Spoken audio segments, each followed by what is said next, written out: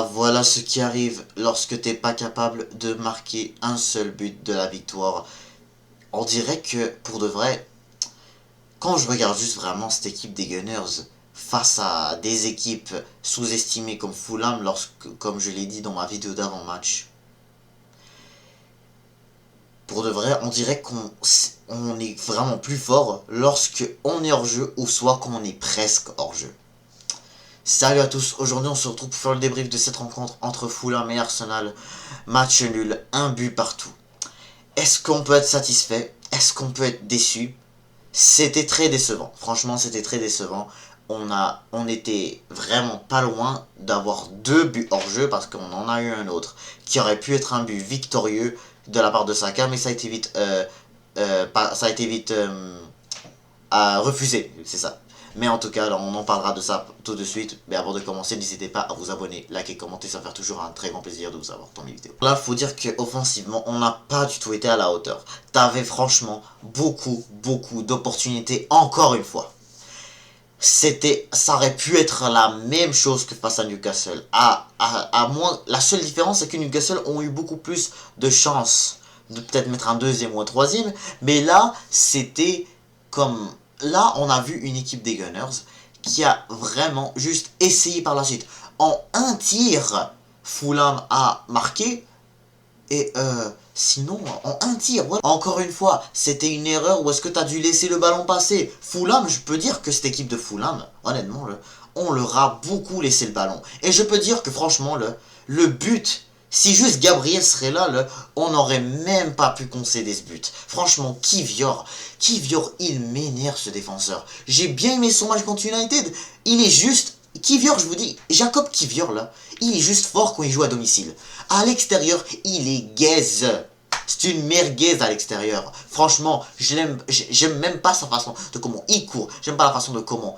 Je sais pas, il est là, il est même pas capable d'essayer d'aller attraper Jiménez, le Mexicain qui est allé vite marquer, là. Il est même pas... Il a même pas été capable de le poursuivre. Il fallait que ça soit Saliba qui le fasse. Alors que Saliba, il était vraiment loin. Jiménez, c'était lui... excuse-moi. Kivior, c'était lui qui était le plus proche. Et on l'a laissé seul devant. Et Kivior n'a même pas été capable. Il a couru et il a vite arrêté de le poursuivre. Franchement, c'est pas ça qu'un défenseur doit faire. Gabriel, je parie que Gabriel aurait dû vite aller le poursuivre. Aurait même pas pu même le lâcher.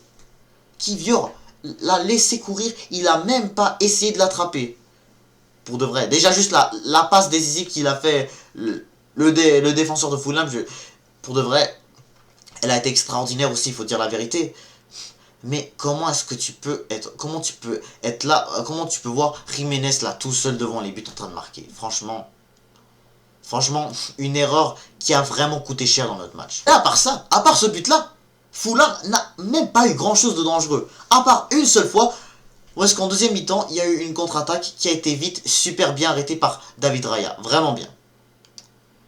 Et là, quand tu vois ce qui se passe par la suite dans ce match-là, beaucoup de corners. Encore une fois, il n'y a que des corners pour les Gunners.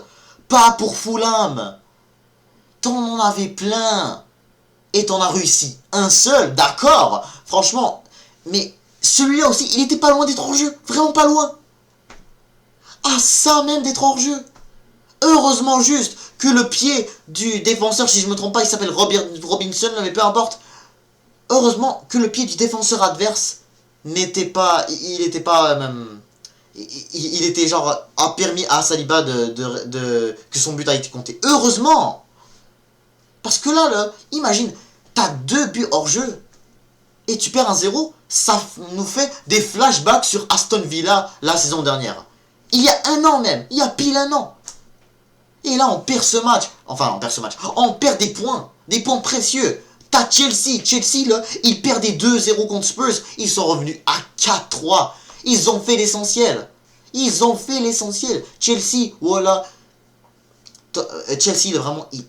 Chelsea vraiment ont concédé des buts par des erreurs. Et ils les ont compris ces erreurs-là. Nous, je ne suis même pas sûr est-ce qu'on va les comprendre. Peut-être du match de Chelsea et Tottenham, là, mais continuons de parler de ce match-là parce que franchement, il n'y a il y a pas mal de choses à dire. Ça, parce que là, juste après qu'on aille concéder, franchement, Fulham n'a pas du tout été dangereux. Vraiment pas. Contrairement à la saison dernière, on a dominé Fulham. C'est pas comme l'année dernière, Fulham nous ont dominé. Mais là, c'est nous, on les a eu Fulham. C'est nous qu'on les a. C'est nous qu'on était en train de les manger, de les faire truc jusqu'à ce qu'à la fin, on se fasse avoir par un hors-jeu vraiment à ça. Faut dire que la VAR pour de vrai là. C'est pas elle fait chier. Ça se pourrait qu'il y ait vraiment un hors-jeu, hein. Mais le truc c'est que Martinelli était juste trop pressé. Martinelli a fait un mauvais entrée. Il est là comme ça, en train de péter les plombs, parce que, je sais pas, il y a des décisions arbitrales, la balle est à Fulham, le ballon est à je sais pas qui. Il s'est énervé, il a frappé le défenseur de Fulham. Franchement, je suis juste vraiment déçu de l'attitude de beaucoup de joueurs. Trossard, c'était vraiment compliqué. Si je vais être bien précis, le côté gauche en général, c'était terrible. Jorginho, vraiment pas exceptionnel. Pour de vrai, Timber et Saliba, pour moi, ils ont fait un superbe match. Franchement, au moment où est-ce que Fulham avait le ballon, vraiment, ils étaient capables d'arriver et puis vite prendre le ballon. Saliba, là, au début je me suis dit qu'est-ce qu'il fait, mais en tout cas Saliba, là, franchement, il fait une superbe saison, là, franchement. Quand il est là, il est capable de juste poursuivre. Pour de vrai, si juste Kivior n'aurait pas dû faire cette erreur là, et franchement Kivior pouvait, c'était normalement la tâche à Kivior, c'était Kivior qui devait empêcher ce mec de marquer. Et Saliba là, était là, il faisait tout le travail. C'était Saliba le seul qui essayait de défendre. Kivior là, je comprenais juste pas, il était où Kivior. On dirait qu'il est là comme ça, là, toujours, sur les 2 matchs, vraiment, sur les 2 derniers matchs. Il est là comme ça, il rentre, il fait que chiller parce qu'on n'avait pas des adversaires qui faisaient que attaquer beaucoup. Et là, en une attaque, il est là comme ça.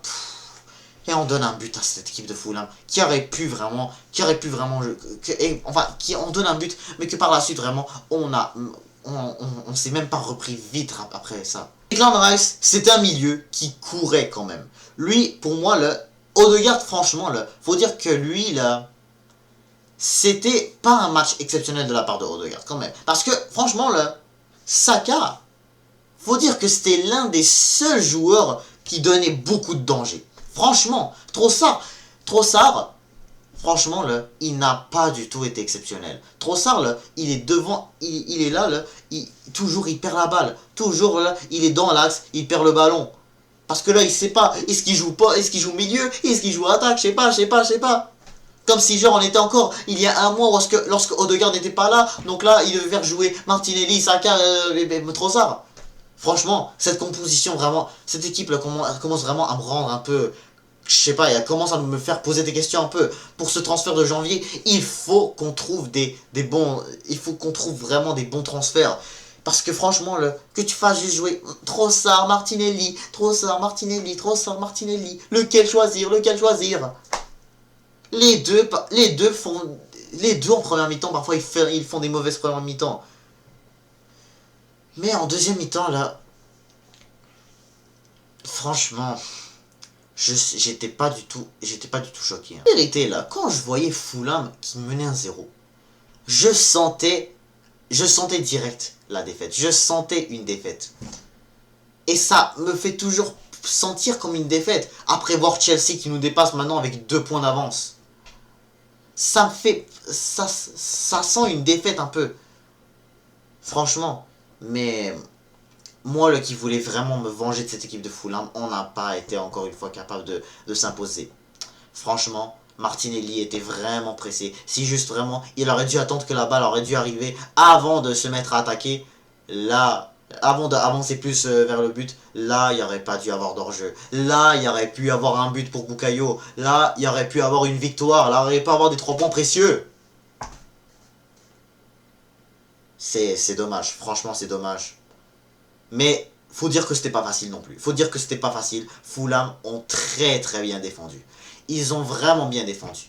quand je dis que Trossard, quand je dis que Havertz, ils ont été fantomiques, surtout Kai Havertz, franchement, Havertz, il a fait quoi au juste? Franchement, Havertz, franchement, Havertz, il n'a même pas fait, on l'a même pas vu. On n'a même pas vu Kai Havertz. Il est là comme ça, là, il court comme je sais pas quoi, là. Il court vraiment, il court même pas, là. Il sait même pas courir, il est même pas capable de courir. Et quand il est devant les buts, là, je sais pas, il est même pas capable de mettre une bonne frappe. Je me souviens, là, en deuxième mi-temps, là, genre, je pense juste avant, je pense juste un peu après que Saliba égalise, il y avait comme une occasion où est-ce que Kai Havertz était comme devant les buts, même pas là. Peut-être que le gardien de Fulham a peut-être été un gros ongle, mais même à ça là, non seulement il la rate, mais il n'est même pas capable de faire non seulement une frappe puissante, mais une frappe cadrée.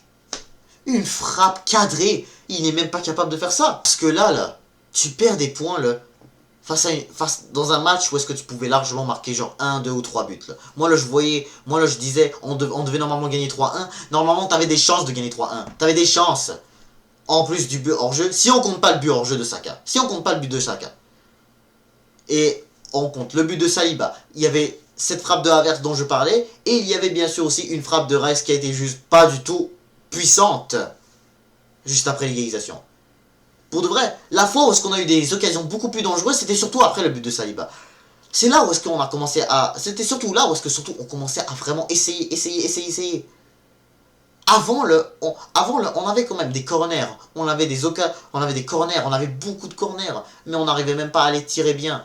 Encore une fois, le but de Saliba était à peu près la même chose que face à Manchester United mercredi dernier. C'était la même chose. La même chose que face à Man United. Et là, quand je vois juste vraiment Timber lui aussi, là, il est là, face à, si je me trompe pas, l'attaquant, il s'appelle Iwobi, oui, Iwobi, là. Même Jiménez.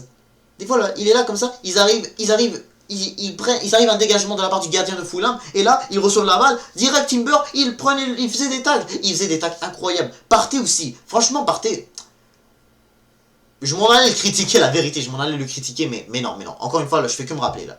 Que là, quand il n'y a pas de Calafiori, c'est difficile. Franchement, partez là, franchement, son poste est le milieu.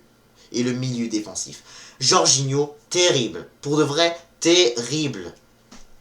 Zinchenko, là, heureusement qu'on l'a pas fait jouer, hein, parce que s'il aurait dû jouer, franchement, là, je sens qu'il aurait dû faire un match beaucoup plus terrible que Partey. Mais Partey, là, en tant que latéral droit, c'est pas son poste. Il faut pas jouer. Dommage aussi que même Ben White n'est pas là. Parce que normalement, Ben White aurait dû jouer. Partey aurait dû prendre sa place. Ben White, au pire des cas, je pense que Ben White aurait pu quand même essayer un peu plus.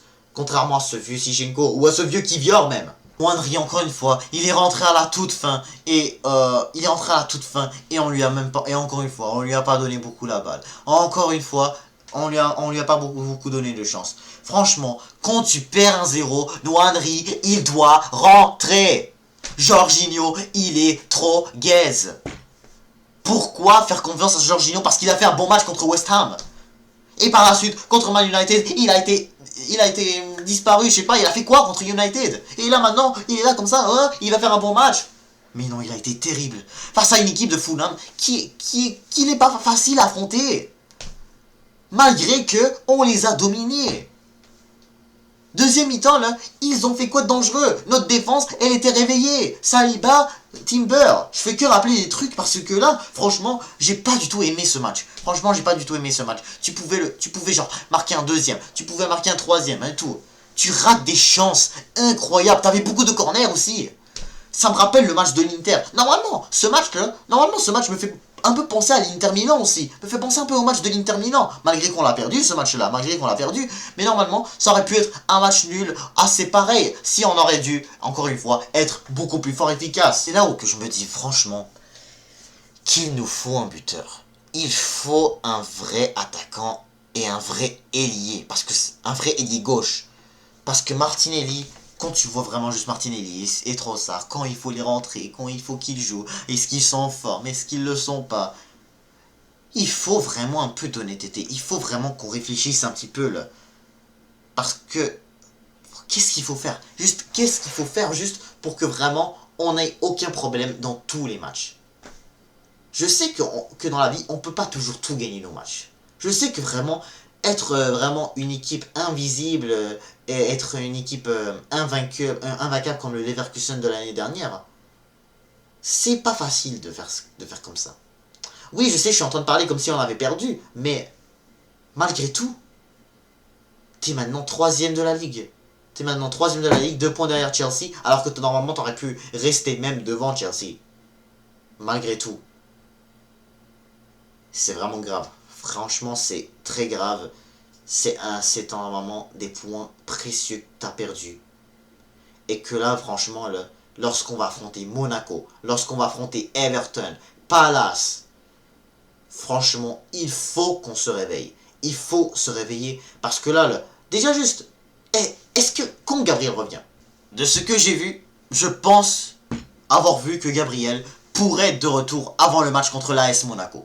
Et je l'espère, franchement je l'espère, parce que franchement cette équipe de Monaco, elle va essayer d'attaquer. Je vous le dis, on les connaît bien, c'est cette équipe de Monaco en Ligue 1, ils sont pas faciles. En Champions League, ils sont bons eux aussi, en ayant juste une défaite en Champions League.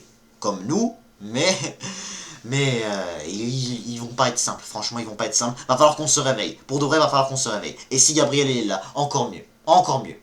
Calafiori, je me demande lui aussi, c'est quand il va faire son retour, parce que lui aussi, il fait vraiment un rôle très important pour les Gunners.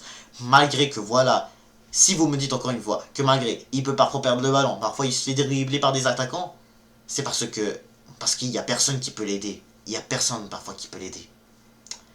C'est pour ça parfois que le jeu, parfois, c'est de beaucoup essayer d'être plus fort offensivement. Comme ça, défensivement, il n'y aura aucun problème. Encore une fois, ça reste mieux qu'une défaite.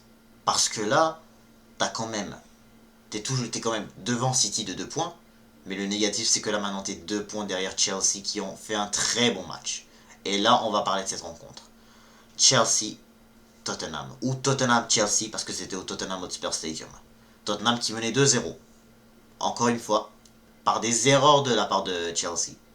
Exactement comme nous. Des erreurs défensives, c'était de la part, les 2 buts de Tottenham, c'était de la part de Cucurella. Et puis, il y a juste après un superbe but de la part de Jadon Sancho, puis par la suite, Tottenham fait plus grand chose. Franchement, vraiment plus rien grand chose après ça. Là. Pour de vrai, Chelsea ont vraiment dominé Tottenham. Ils ont dominé Tottenham, malgré que Tottenham a pu leur mettre 3 buts. À la fin, là, il y a eu un 3e but, malgré que c'était déjà 4-2 pour les Blues. Mais Palmer, exceptionnel. Sancho, vraiment bon. Casado, hyper fort. Il donne le penalty pour égaliser. Et puis voilà. Palmer qui marque une panenka, 2 penalties. Le deuxième c'était une panenka incroyable. Cette équipe est juste trop forte. Cette équipe commence à devenir difficile. Elle commence à nous effrayer tous. Elle commence à devenir une équipe comme si c'était genre le Chelsea de 2021 ou le Chelsea de... Peu importe, elle reste une bonne équipe de Chelsea. C'est genre une équipe de Chelsea qui peut peut-être battre des gros clubs comme le Bayern ou le Real Madrid malgré qu'ils sont en Conference League. Mais en tout cas, j'ai pas mal dit tout sur ce match entre Chelsea et Tottenham, voilà. Sinon, faut dire que le but de Enzo Fernandez a été super bien fait aussi. Donc Chelsea mérite bien cette 2e place. Donc encore une fois, on a fait match nul, je suis toujours dégoûté, mais c'est ça, vraiment, c'est le football. On s'est fait prendre on aurait pu gagner ce match, mais on n'a pas été très efficace, et aussi on était proche. On a eu un but qui a été refusé, mais vraiment de très peu, vraiment de très peu. C'est tellement dommage que ce but a été refusé. Toujours, on aurait pu avoir nos 3 points. On aurait pu se venger même de cette équipe de Fulham, mais ça, c'est pas du tout le cas. C'est vraiment pas le cas. Mais pourquoi c'est mieux qu'une défaite? Parce que là, ça reste que, pour moi, je pense toujours que cette équipe des Gunners est tout, je suis toujours motivé, je suis toujours positif genre sur les autres matchs qu'on va avoir, parce que surtout que le reste des matchs les 3 prochains matchs vont être à l'Emirates Stadium, t'as le match contre l'AS Monaco qui va être à domicile. T'as ensuite Everton que normalement tu devrais vraiment l'emporter. Tu devrais être capable de gagner ce match-là contre Everton. Et puis tu as ce match contre Crystal Palace en Carabao Cup que tu vas devoir aussi t'imposer pour qu'on puisse, Inch'Allah, pouvoir avoir une grande chance de la remporter cette coupe de la Ligue anglaise. Puis bien sûr tu auras Crystal Palace à l'extérieur juste après d'affronter Crystal Palace à domicile. Ensuite, si je me trompe pas, c'est Brentford. Non, Ipswich Town, ensuite Brentford. Ipswich Town à domicile, puis Brentford. Donc voilà, c'est les derniers matchs avant le jour de l'an, avant que 2024 se termine, avant que 2025 se débute. Donc j'espère qu'on terminera, qu'on n'aura pas de défaite avant, au moins avant Noël, avant le début 2024, avant d'aller affronter Brighton à l'extérieur. Donc c'est la fin de ce débrief, n'hésitez pas à vous abonner, liker, commenter, et je vous dis